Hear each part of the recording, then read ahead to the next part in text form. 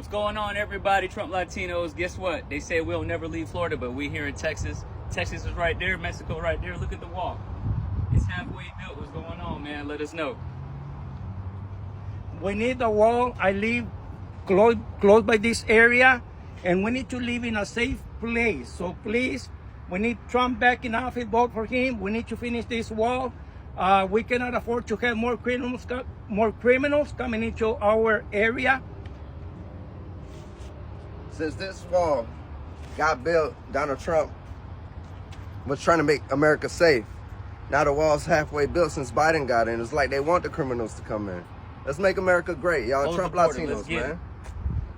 The president now has 63% of support from black voters. He enjoyed 87% support in 2020. Among Latino voters, perhaps most troubling, he won that group by 33 points in the 2020 election. Donald Trump now leads among Latino voters by 5 points. How do you explain those numbers?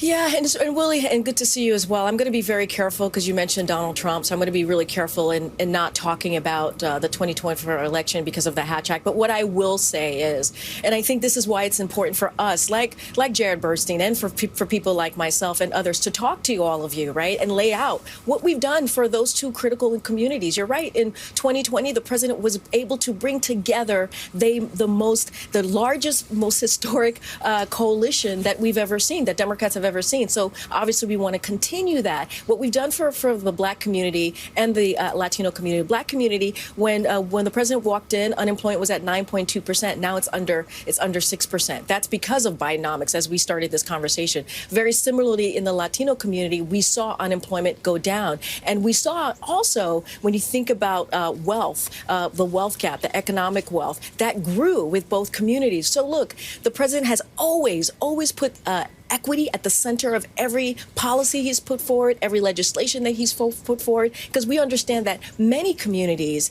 have been left behind. All right, guys, so we got to talk about some major bad news for the Biden administration when it comes to the 2024 election, as Democrats have officially lost the Hispanic vote. Yes, that's right. You heard me correctly. Democrats, Joe Biden, have lost the Hispanic vote, as polls are now showing that Trump has a 5-point lead over Joe Biden when it comes to the Hispanics. Now, this is a big deal. And the reason why is because it shows that the Democrats in their rhetoric in regards to Trump talking about illegal immigration isn't working, right? Remember, for the last 3 or 4 weeks or so, the mainstream liberal media has spent all of their time comparing Trump to Hitler, outright calling him Hitler, really, to be quite honest with you, because of his comments about illegal immigration, right? And they think that that is going to turn off Hispanic voters when the polls are showing the exact opposite, right? It turns out that Hispanic voters are not a monolith. They don't all think the same. They don't all think the way the Democrats want them to think. And it seems as if they don't like illegal immigration just like everybody else, right? And Trump's poll numbers are rising despite the fact that he's being compared to Hitler because of his rhetoric in regards to illegal immigration. It's just so funny how the world turns, okay? So without further ado, I actually want to react to some coverage of this bombshell news because, again, this is not good for Joe Biden heading into 2024. So let's go ahead and get into it. Leading him, even with the margin of error, by 5 points among Hispanic voters and edging out a 4-point lead with voters under the age of 35. Again, this is also a major problem for Joe Biden because, again, this is the demographic that he really needs to come out and to vote for him in 2024 if he wants to win, which is young people. Now, part of the reason why he's losing young people is because of the fact that he's not progressive enough for them, even though this administration has been the most progressive administration in history. He ain't woke enough, right? And also on top of that is the Israel-Palestine situation. And I told you guys, as soon as that situation happened, I have to reiterate because, I said this from the beginning, right? While everybody was focusing on the Republicans and the situation involving the Speaker of the House and Kevin McCarthy, I was like, nobody's going to go to the polls and vote based off Kevin McCarthy getting ousted as Speaker of the House. Okay, nobody gives a damn about that, right? But what will actually destroy the Democrat Party is this Israel-Palestine situation. Okay, it is actually really going to be the Achilles heel of the Democrat Party. And lo and behold, look at how Biden's poll numbers have fallen among young people ever since that conflict started, right? He's lost support to the point now where Trump is just outright beating him in multiple polls, okay? So now you have a situation where Trump is leading Biden, okay, with Hispanics, a coalition that Democrats rely on to vote for them, okay, for the most part, and young voters.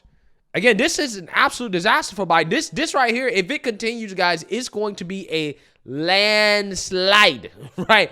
It ain't even going to be close, okay? Trump's talking about making a play for some historically, like, blue states like New York, for example, right? That's how bad it's gotten, right? Where Trump's like, I think I might better flip New York red, right? And I believe him, right? I honestly think that Trump is the only Republican that can go campaign in a place like Chicago and potentially flip it red, okay? That's why I think he should, right? I think he should hold Trump rallies in Chicago, in New York, in these places that have been historically blue, because we're seeing now that we're at a time where people are willing to vote for Trump, and that the Trump derangement, despite the Trump derangement from the media being at an all-time high, the Trump derangement from the actual population is lower than it has been, right? And again, that's what you're seeing in the polls. So again, it's just fascinating, the situation that is developing going into 2024. It'll be interesting to see whether or not this trend continues. Joining us now, campus reform correspondent and Republican voter Pedro Rodriguez, and strategic director at Libre Initiative and conservative voter Monet Flores-Bax. Great to see both of you. Thanks for coming on. Well, you're welcome. Monet, I'll start with you. I know that you're Hispanic, you're a conservative. Why is Trump doing better than Biden right now among Hispanics and younger voters? I think it has to do with not just Trump, but conservatives in general right now. Their message is really resonating with us. Unfortunately, Biden's policies, for Hispanics, for most Democrats, it's worked in the past, but we're feeling it at the grocery store. We're feeling it at the gas station. Even in just the last election, tax policy didn't affect even myself and other young voters the way that they do this election. And so when we're feeling it just in our bank account and at the grocery store, we're going to vote based on that. And again, the conservative message is really resonating with the traditional Hispanic families. Yeah, so again, that's interesting, right? And the reason why that's interesting is because the mainstream liberal media and the Biden administration keeps trying to say the opposite of what people are actually saying, right? When people come out and talk about how they don't feel like the economy is good. No. On MSDNC, they're actually saying the exact opposite and trying to gaslight people into believing that, no, the economy is actually good. So jumping off this interview with Jared and this overall strategy on the economy, I'm just curious, is there more good news to come on the economy? I think that there are some who might say it's a little perilous to label an economy like Bidenomics with the president's name, because this is something that could be impacted by unforeseen events in ways that cannot be controlled. Well, I'll say something else. And Mika, thank you so much for having me, and Happy New Year to you and everybody there at Morning Joe. Look, I'll say something else that the chair has said, which is like we're headed in the right direction as it relates to the economy. And look, when we left 2023, we saw the data, right? We pay attention to the data that showed consumer confidence was up, right? That showed that more than 14 million jobs were created. We saw unemployment at under 4% for 22 months. Those things matter, and that's what we're going to pay attention to. But the president has also said the job is not done. We need to do more. The two words that I'm going to give you that we're going to continue to do as it relates to the economy is continue to lower costs. And that has been at the center of Bidenomics. That has been at the center of how the president feels like he needs to move forward. And I'll take a step back for a second. In the last 2 years, almost 3 years now, the president has done more in the last 3 years than some presidents had done in 2 terms, Mika. Yeah, so clearly there's a disconnect between the narrative from the White House and the mainstream liberal media and normal, everyday, average Americans. Again, it's going to be fascinating to see if this trend keeps up, right? With the liberal media saying that, no, everything is great, okay, that, the economy is great, and people feeling like, no, the economy is not great, okay? And I think one of the reasons why people are feeling the way they're feeling is because the liberal media is simply not counting the fact that inflation rose so fast that people simply are not prepared for the higher prices, considering how fast these prices rose, okay? And even if inflation is down at, 3.1, 3.5%, wherever they claim is at, right? These are government numbers. That is still a rise in prices, right? We're not experiencing deflation across the board, right? Prices aren't falling across the board. Prices are still going up. And when prices are rising, as much as they have risen in the past couple years so fast, and they're still continuing to rise, even if they're rising slower than they were before, people are still feeling that, right? People are still saying, no. I feel like I have less money. I feel poor.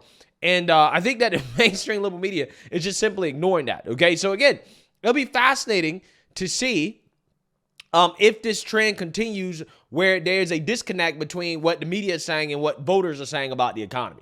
Yeah, Pedro, this is the USA Today Suffolk University poll.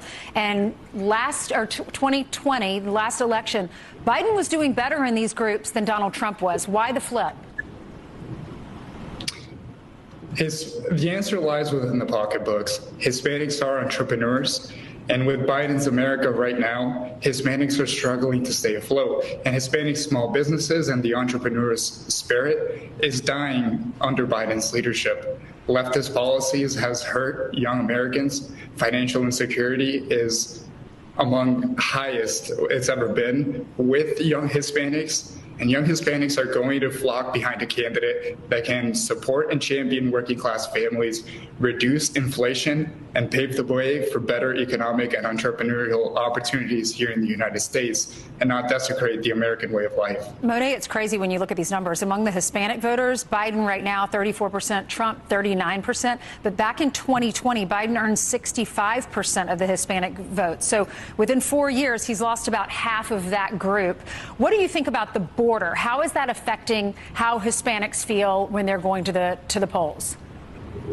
It has a lot to do with it. It's something that's at the forefront of not just Hispanic minds, but every American's minds, which is we as Hispanics want immigration reform, but we also want safety.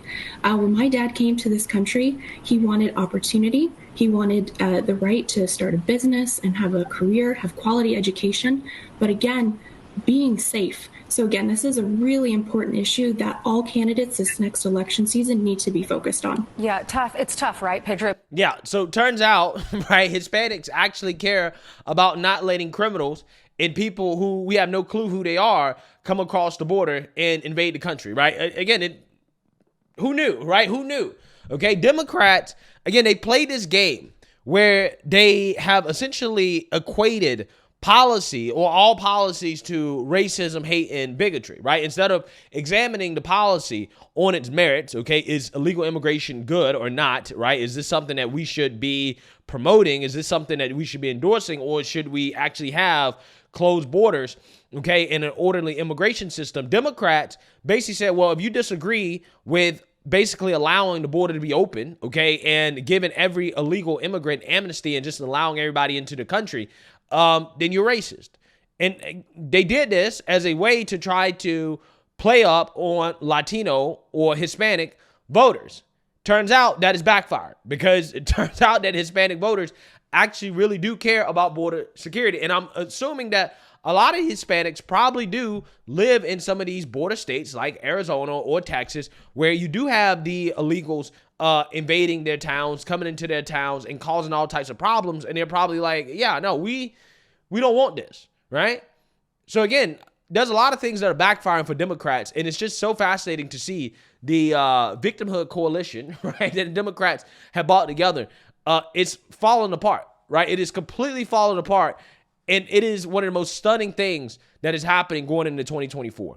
Because we look at these images and we see these kids, and of course you have a heart for them, but so many families, like your families, did it the right way. And so when I talk to my friends who did it the right way, they're really annoyed. They're very upset because they said, we had to wait 5 years. I didn't see my kids for 5 years while I was over here trying to make money, and then I could bring my family over. So how do you feel about this topic? Illegal immigration is under an all-time high under President Biden, and that's a huge insult to legal immigrants and many American citizens. As reported by Campus Reform, illegal immigrants under President Biden are now being treated better than many illegal immigrants and American citizens. That's true. I mean, they are going under unfair admissions process and receiving reduced or free housing to American universities, Right. while college students like myself have to struggle to afford going to American universities or have to limit our educational opportunities because of it. And it just further proves that this is part of the radical leftist agenda to buy votes. Yeah. Yeah, I mean, in California, they're giving all undocumented illegals, right, immigrants, they're giving them free health care, right? Give them health care. Again, that's how radical the far left agenda is, okay? They're giving them health care. While people who are actually American, citizens, people who are here legally, who actually do pay taxes, nah, you gotta pay for your health care, right? Again, it's amazing. It's absolutely amazing. All of this stuff that Democrats are doing is just backfiring in their face. Especially when you know they're here illegally. It's one thing if you're paying for someone who needs a leg up for a little bit, but it's totally different when it's someone who did it the wrong way, and now you have to work double the hours to pay for them to do it for free. That's right. Yeah, so not good news for Biden, right? More bad news for Biden. He's officially lost the Hispanic vote. And who knows? Maybe he might lose the black vote too. I highly doubt it. I think black people are the only group that will, definitely still vote for Democrats in droves, right? They'll still, vote for Democrats as a majority. But again, it's good to see the Hispanics actually are waking up and they're saying, hey, you know what? We are officially abandoning the Democrat Party and we're going over to greener pastures, right? And that's what you're saying here. Again, if Biden loses the Hispanic vote, it's definitely over for him, 100%, okay? If he loses the Hispanic vote, it is over for him in 2024. Again, fascinating developments thus far. Let me know what you guys think. Make sure you like, comment, and subscribe. Most importantly, share a Black conservative perspective. Peace.